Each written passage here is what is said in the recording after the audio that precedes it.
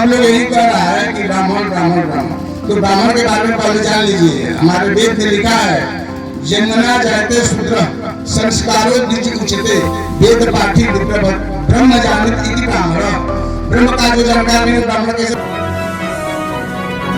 होता है और में विनाश होता है। तो हमारे अंदर चाहे किसी भी व्यक्ति के अंदर जो ऊर्जा है वह मिला है शरीर के रूप में, और ऊर्जा से काम हो रहा है, और वह ऊर्जा नाशवान नहीं है, केवल शरीर छूटा है और वह ऊर्जा पुनः मिलेगी।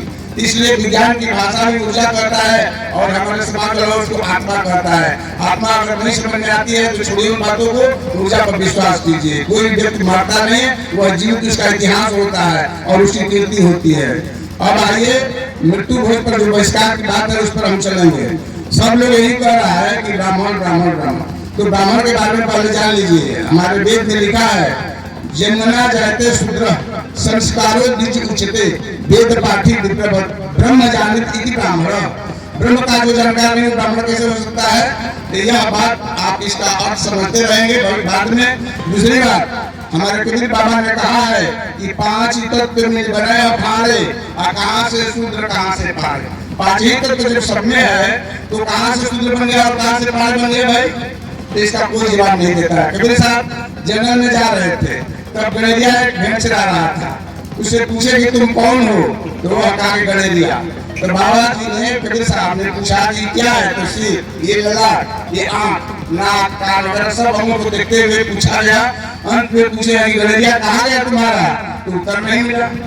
अगर कोई किसी को जादव कहा जाए, कुर्मी कहा जाए, तो उसकी क्या विशेषता है भाई कि इसको जादव कहते हैं, कुर्मी कहते हैं, हिंदू कहते हैं, मुसलमान कहते हैं? मैं तो यह दावे के साथ कहता हूँ कि हिंदू का, मुसलमान का, सिख का, ईसाई का, जैन का, पारसी का, जो भी हमारे समाज में चलते हैं संप्रदाय, उन सभी संप्रदायों के एक दिन के बच्चे जन्मे लोगों को मिटा दे और उसमें अगर कोई पहचान कर दे हिंदू है, मुस्लिम, ईसाई, तो मैं इसका जीवन भर गुलामी करूंगा। यानी कहने का मतलब कोई पहचान नहीं पाता है। तो कैसे हम परमात्मा कभी किसी को मनुष्य बनाया है? यहाँ जादव, हिंदू, मुस्लिम, सिख, ईसाई बनाकर नहीं दिया गया है। सब मनुष्य जन्म लेता है धरती पर। मनु स्मृति से आते हैं, तो वहां भी हमने पढ़ा है, ये पाठ था जयशंकर प्रसाद बाबू का, उसमें लिखा था कि बचाकर बीज सृष्टि का, यानी बीज बचाया कौन? मनु और शत्रु का, और उसी से सारा संसार बचा बड़ा है। तो मैं कहता हूँ कि जिस जाति का मनु है उसी जाति का मैं, अब इसमें कहाँ कोई आ गया? जैसे कि उदाहरण के लिए भी कहा जा सकता है विज्ञान का देन है। विज्ञान में मनुष्य की उत्पत्ति के बारे में लिखा गया है, डार्विन का सिद्धांत। आप सब लोग पढ़े लिखे हैं, जानते हैं। छोटा जीव से बड़ा जीव, बड़ा जीव से बड़ा जीव, ऐसे करके बंदर और मनुष्य आया है। तो उसमें मनुष्य हुआ ना कि कहाँ पर उसमें ब्राह्मण आ गया? हम लोग पढ़े हैं क्या कि मनुष्य पहले जंगलों में रहा करता था, अब कच्चे मांस खाता था, फल फूल खाता था, तो वहाँ कहाँ ब्राह्मण था जी? ने किसी चीज का ज्ञान नहीं था।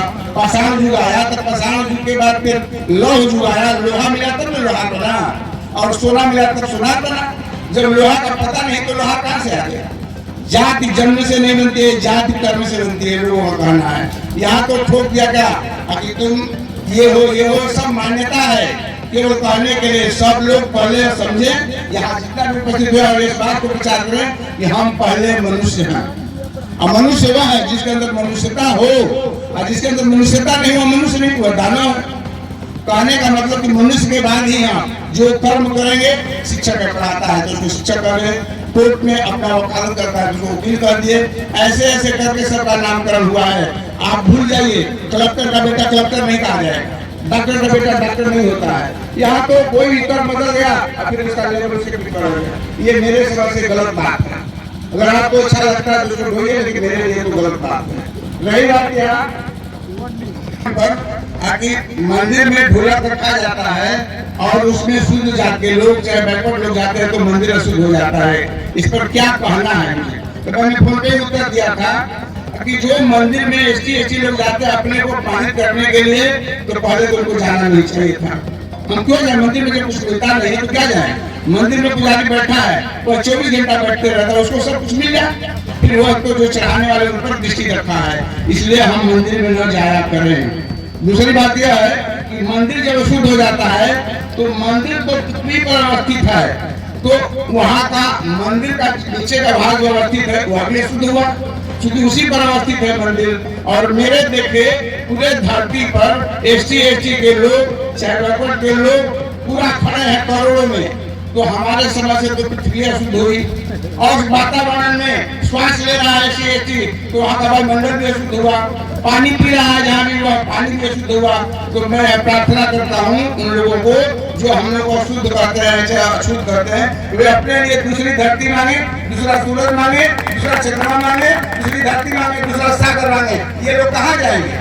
इनको कोई हटा नहीं सकता है। इसलिए हम लोग अपने जगह पर सही हैं, वही लोग जाए अपने अशुद्धि के लिए दूर जाए और मांगे। ये मेरा कथन है। अगर कथन गलत है तो कहिए, कुछ समझाइए, और नहीं तो सही है तो समर्थन कीजिए ताली बजा करके।